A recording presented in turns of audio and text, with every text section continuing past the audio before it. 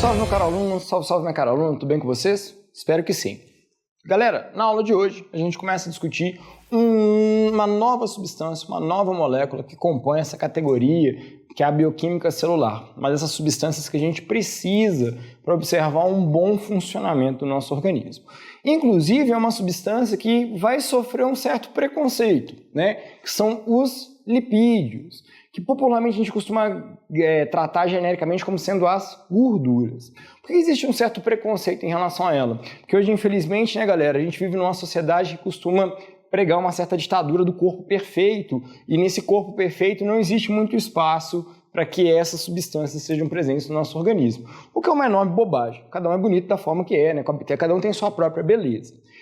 E para além disso, é uma bobagem também biológica. É uma bobagem biológica porque a gente precisa dos lipídios do nosso organismo para poder funcionar corretamente. Várias substâncias diferentes, vários processos diferentes do nosso organismo só são possíveis graças aos lipídios. Eles podem desempenhar diversas funções, como essas que eu coloquei aqui no quadro para vocês, tá certo? O que a gente precisa de saber a respeito delas? É que, primeiramente, nós estamos lidando com uma substância que tem uma característica apolar. E o que isso quer dizer? A molécula dela não tem carga, e por ela não ter carga na molécula, ela não vai ser solúvel no nosso solvente universal. Quem que é o nosso solvente universal mesmo, turma? A água. Os lipídios, por via de regra, não são solúveis em água. Mas serão solúveis em quê? Serão solúveis em solventes orgânicos, em substâncias que também têm na sua composição uma característica de molécula apolar. Entre as funções que os lipídios podem desempenhar, a gente vai observar aqui, reserva de energia, a gente usa eles como reserva energética, nós vamos ver isso daqui a pouquinho. Proteção contra impactos de desidratação, e inclusive os lipídios, eles contribuem para dar forma para o nosso corpo. Existem certas regiões do corpo que sempre terão lipídios na sua constituição. Por exemplo, na própria palma da mão é normal que eu tenha bolsas de gordura, na bochecha também, e tem essas bolsas de gordura que ajudam a proteger o nosso organismo e a dar formato para o nosso organismo. Hormônios, nós temos várias substâncias de natureza lipídica que são hormônios, como por exemplo os hormônios sexuais, eles são de natureza lipídica, e talvez uma das mais relevantes de todas são os fosfolipídios, que vão contribuir para a formação da MP. Quem que é MP mesmo? Da membrana plasmática. Nós precisamos então dos lipídios, inclusive para formar a membrana plasmática. Moral da história, turma, eu não consigo pensar num organismo saudável sem que haja a presença dos lipídios. O que a gente vai ver agora, turma, é justamente as diferentes características, ou melhor, os diferentes tipos de lipídios que existem no nosso organismo. E o primeiro tipo que eu vou apresentar para vocês são os triglicerídeos. Por via de regra, turma, quem são esses triglicerídeos? São lipídios que são formados pela união de um álcool que a gente classifica quimicamente como sendo glicerol, unido a 3 longas cadeias carbônicas, que a gente dá o nome para essas cadeias carbônicas de ácidos graxos. Então, a união de 3 ácidos graxos com glicerol formam os triglicerídeos, ou também conhecido como triglicérides. Inclusive, esse nome já deve ter aparecido para vocês, por exemplo, em certos tipos de exame de sangue que você faz para saber se a sua saúde está toda certinha ou não. Beleza? Essas substâncias, turmas, elas quimicamente falando, elas podem ser classificadas de 2 formas. As cadeias dessas substâncias podem ser classificadas de 2 formas. De forma insaturada, e quando eu estou usando essa expressão de forma insaturada, eu estou querendo dizer o quê? Que ao longo da cadeia eu vou encontrar ligações duplas ou triplas, ou eu posso classificar essas cadeias de formas saturadas. O que quer dizer na hora que eu falo de forma saturada?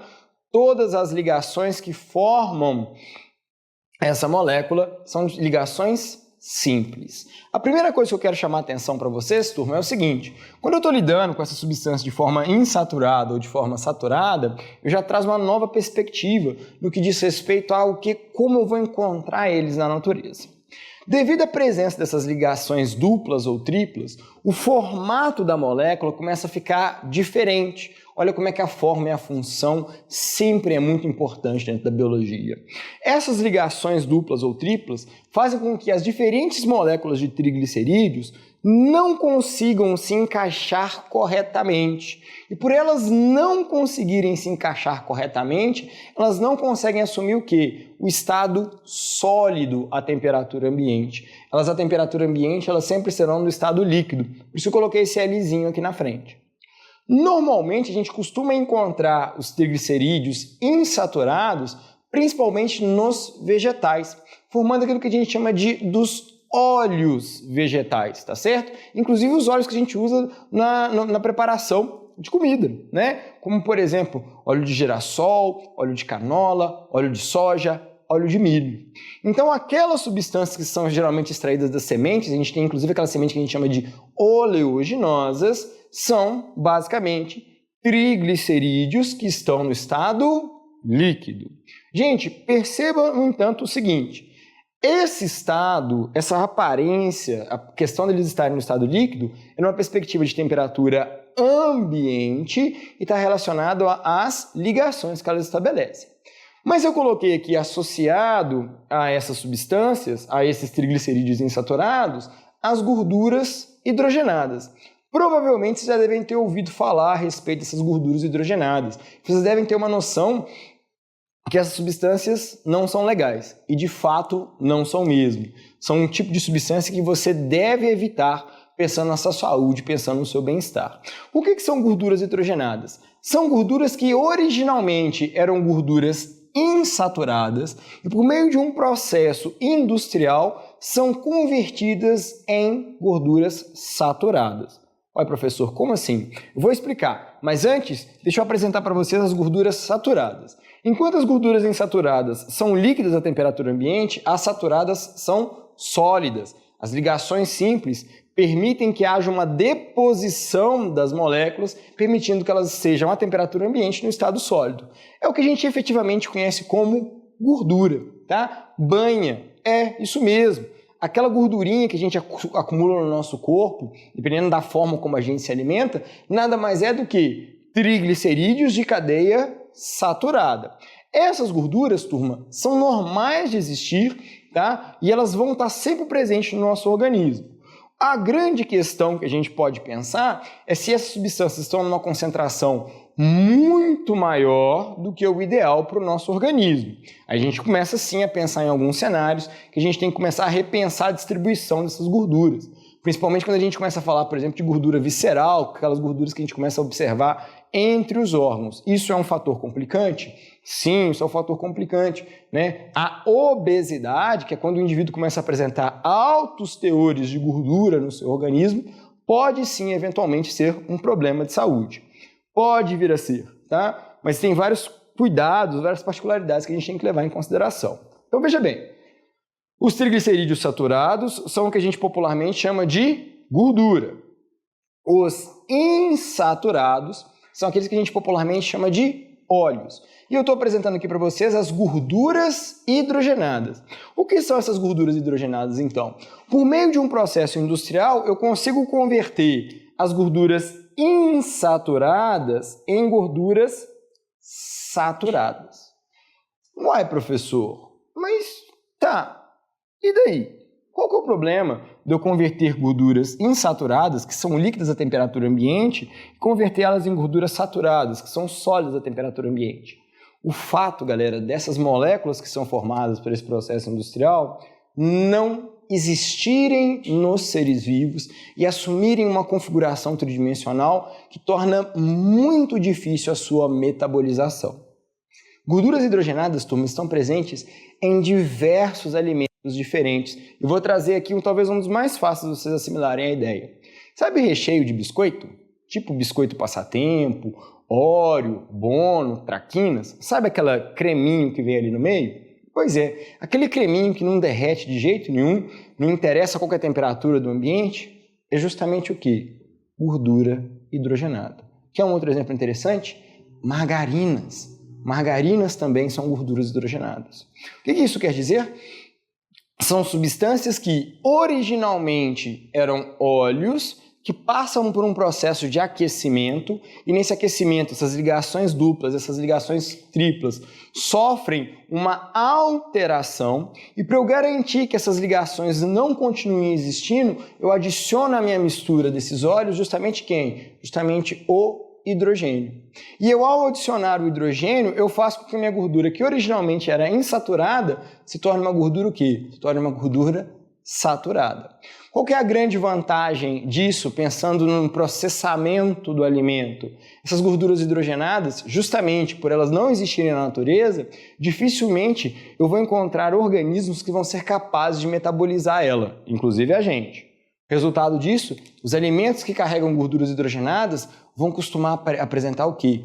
Longos períodos, uma grande capacidade de não estragar. Um grande prazo de validade. É um processo que vários alimentos diferentes usam justamente para viabilizar essa duração maior. No entanto, eu reafirmo, evite consumir esse tipo de gordura, porque isso pode acarretar uma série de problemas para a sua saúde.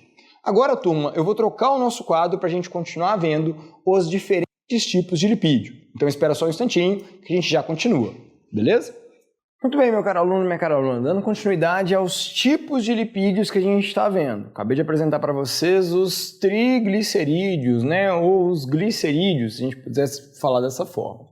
O próximo lipídio que eu vou apresentar para vocês é o que a gente vai chamar de cerídeos. Os cerídeos, turma, é o que a gente comumente vai encontrar como uma referência às ceras, ok? Sim, ceras são substâncias de classificação como sendo lipídios. Quimicamente, o que a gente vai observar no que diz respeito aos cerídeos?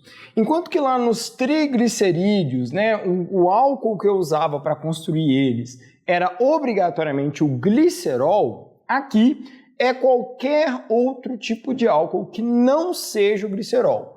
Não é o glicerol e ele se juntou ao ácido graxo, uma substância que eu vou formar vai ser chamada de cerídeo, ok? O que é relevante a gente saber sobre essas substâncias? Primeiro, algumas características físicas. Por exemplo, eles também são sólidos à temperatura ambiente. Ah, grande coisa, professor. Você acabou de mostrar lá pra gente que os triglicerídeos saturados, eles também são sólidos à temperatura ambiente. Joia, mas olha só. O ponto de fusão deles, ou seja, a mudança do estado sólido para o estado líquido deles, é maior. O que vai trazer para essas substâncias outras características, outras possibilidades, e a gente vai notar que isso vai estar distribuído nos organismos de outra forma. Exemplos de uso dos cerídeos, por exemplo, cera de ouvido. Sim, a cera que a gente produz, o cerúmen que a gente naturalmente produz no nosso ouvido, é nada mais nada menos que um cerídeo. Qual é a função dessa substância no nosso organismo? Funciona como uma barreira de proteção para reter, para capturar eventuais micro-organismos que poderiam estar tentando acessar o interior do nosso corpo. Para além disso, eu posso encontrar também cerídeos aonde? Revestindo folhas, tá? Folhas de plantas. Qual é a vantagem de eu revestir as minhas folhas com esses cerídeos? Eu não estou dizendo para vocês que ele tem um ponto de fusão maior. O que isso vai acontecer? Para essas plantas que vão ter sobre as folhas essa camada de cera, a gente vai notar que é mais difícil para elas perderem água. É uma estratégia que elas vão desenvolver para evitar sofrer com a desidratação. Então, em climas muito quentes e secos, como o Cerrado brasileiro, é comum eu notar a presença sobre a folha justamente desse tipo de adaptação. Um outro exemplo que eu não coloquei aqui, mas que seria pertinente a gente pensar também, as aves secretam ceras que elas espalham pelo corpo que vão contribuir para esse processo de impermeabilização. Para além dos cerídeos, trouxe também para vocês os fosfolipídios. Qual que é a diferença dos fosfolipídios aqui? Aqui esses lipídios, turma, eles são formados de que forma? Eu tenho uma porção deles que carrega na sua composição um átomo de fósforo que confere a ele uma afinidade com a água, por isso que a gente diz que são moléculas anfifílicas. Repara que até agora, quando a gente está falando de lipídio, a gente sempre apresentava essas substâncias com uma aversão à água, como querendo evitar o contato com a água, mas essa porção dessa molécula é uma molécula enorme, curte sim a água. Por isso que a gente tem uma molécula anfifílica, que gosta da água, uma parte dela gosta da água e a outra parte não gosta. E essas longas cadeias carbônicas aqui formam uma porção hidrofóbica, que não vai interagir bem com a água. Essa molécula aqui forma quem? Forma o principal componente que vai formar a nossa digníssima Power Blaster Detonator Plus Advanced, tudo de bom. Quem é mesmo? A nossa membrana plasmática. Os fosfolipídios são os principais componentes da nossa membrana plasmática. E finalmente, não menos importante, né, turma, para esse nosso quadro, nós temos os carotenoides, que são lipídios que vão apresentar uma característica muito marcante. Eles vão contribuir para o processo de pigmentação. São lipídios que normalmente a gente encontra apenas nas plantas, tá certo? Esses pigmentos que eles vão apresentar têm coloração avermelhada, alaranjada ou amarelada. Então, geralmente, quando você nota essas cores nos vegetais, é por conta justamente desses carotenoides, desses lipídios, que vão desempenhar um papel muito importante no funcionamento desses organismos, principalmente no processo de fotossíntese. Esses pigmentos contribuem para uma melhor captação da luz, o que vai potencializar o processo de fotossíntese e vai potencializar a sobrevivência da planta. Agora, turma, falta a gente discutir um último lipídio, os esteroides. E a gente vai mudar o quadro aqui e falar desse último lipídio. Então segura a onda aí que nós já estamos quase acabando. Muito bem, gente, então chegamos na nossa última parte da aula de lipídios. Nós vamos tratar de qual lipídio agora? Dos esteroides. Galera, presta atenção, esse cara aqui, ele tem umas características que fazem com que as pessoas tenham muitas interpretações um pouco difusas, um pouco desencontradas, que levam as pessoas a produzir um certo conteúdo, umas certas falas a respeito desses lipídios aqui, meio erradas. Então vamos desmistificar essas ideias, vamos entender especificamente quem eles são, para a gente efetivamente dominar essa parte do conteúdo. Primeira coisa, turma, quem são os esteroides? Quimicamente falando, de uma forma muito simplória para atender a gente aqui dentro da biologia, são lipídios que apresentam cadeias fechadas, cadeias cíclicas. Então, quando eu olho para a composição de um esteroide, se eu olhar para a molécula desse lipídio, eu vou observar a presença de 4 anéis de carbono. 4 carbonos que estão ligados entre si, formando cadeias fechadas. É isso que vai determinar sendo um esteroide. O principal esteroide que a gente ouve falar muito, que as pessoas fazem muita referência, é o tal do colesterol. Tenho certeza que você já ouviu essa palavra, colesterol. E muito provavelmente você deve associar essa palavra a algo ruim, a algo que faz mal, porque as pessoas às vezes vão fazer exame de sangue, vão tentar identificar qual que é a concentração dessa substância no seu organismo. Aí, para a gente já começar a desmistificar isso, turma, a primeira coisa que eu quero que vocês prestem atenção é o seguinte: colesterol é algo que o seu corpo tem e, inclusive, precisa para poder funcionar corretamente. Ele, quimicamente falando, é classificado como um esteroide, mas não é o único tipo de esteroide que eu tenho. Vários hormônios também são esteroides. Eu coloquei aqui testosterona, mas tem a progesterona, a aldosterona, são exemplos de outros hormônios que são presentes no nosso organismo, que quimicamente falando são classificados como esteroides. Então, primeira coisa, esteroides é um tipo de lipídio de cadeia fechada, eu tenho vários tipos diferentes de esteroides, entre eles o colesterol. Aí, só para colocar um pouquinho em perspectiva como é que a gente pode pensar nessa substância, em especial o colesterol, olha só, uma das características que ele tem, ele está presente na membrana plasmática, MP é isso, membrana plasmática de células animais. Qual que é a vantagem de eu ter colesterol nas membranas plasmáticas? Elas conferem à membrana plasmática uma certa flexibilidade. E aí é bom para a gente pensar um pouquinho. Olha só, turma, colesterol é um tipo de molécula que é muito comum aos animais. Nos organismos vegetais, a gente não costuma vislumbrar esse tipo de substância. Então, se eu estou afirmando aqui para vocês que ele está presente na membrana plasmática de células animais, nas células vegetais, isso não vai rolar. Ok? Eu também preciso do colesterol para produzir bile. Bile é aquela substância que é liberada durante o processo digestório que ajuda a emulsionar, a emulsificar as gorduras. potencializando o processo de digestão. Olha como é que então eu preciso de colesterol. E aí, além disso, né, ele pode funcionar, ele atua como precursor desses hormônios, igual eu havia citado anteriormente. Então percebam, turma, eu preciso de colesterol, ele é um tipo de esteroide e ele faz parte da nossa constituição. Aí, turma, a gente precisa de entender algumas coisinhas a respeito dos esteroides, principalmente do colesterol. Porque a gente tem muita coisa sendo dita em relação aos problemas associados ao colesterol. E aí provavelmente vocês já devem ter ouvido falar que existe o tal do colesterol bom, existe o tal do colesterol ruim. Vamos devagar com isso aí, vamos entender melhor o que seria esse tal de colesterol bom e o colesterol ruim. Até porque já está aqui no quadro, né? E você deve estar se perguntando assim, professor, mas como assim? Não, eu te conto. Peraí, presta atenção. Esses dois nominhos que estão aqui, turma, essas duas siglas, quais são as duas siglas? A sigla LDL e a sigla HDL dizem respeito a lipoproteínas de transporte. Presta atenção nisso aqui. LDL e HDL são substâncias que estão transportando, que estão sendo transportadas dentro do meu sangue, que têm o papel de carregar diferentes substâncias no meu organismo. O LDL, que supostamente seria tido como um colesterol ruim, o papel dele é fazer o quê? É carregar colesterol, a molécula de colesterol. LDL é uma lipoproteína que está presa ao colesterol. Mas por que a gente normalmente associa o LDL como sendo colesterol ruim?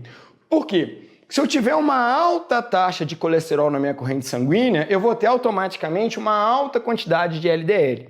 E qual que é o problema de eu ter muito LDL, de eu ter muito colesterol na minha corrente sanguínea? Eu aumento significativamente o risco, turma, de acontecer isso aqui, a ateroesclerose. O que é a ateroesclerose? É quando o vaso sanguíneo começa a formar uma placa de gordura, essa placa de gordura vai sofrendo um processo de oxidação e ela vai enrijecendo.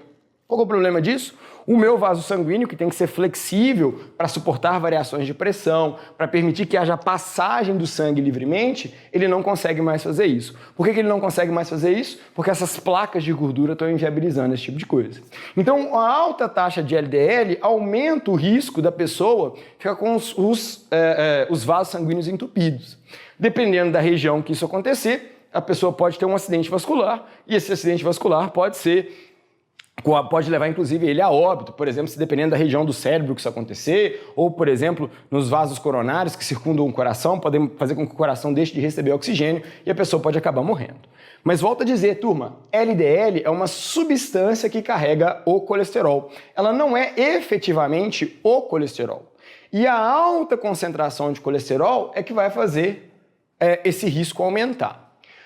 Devo evitar, então, consumir alimentos que têm colesterol, professor? Olha, gente, aí existe muita discussão a respeito disso e não há um consenso sobre essas questões. A gente sabe que existe uma boa parte do colesterol que é endógeno. O que isso quer dizer? Naturalmente, a gente produz colesterol. E existem pessoas que têm dificuldade em metabolizar esse colesterol. E aí, por mais que elas não tenham uma dieta muito desregrada, ainda assim, quando ela faz exame de sangue, ela nota uma alta concentração de colesterol na corrente sanguínea.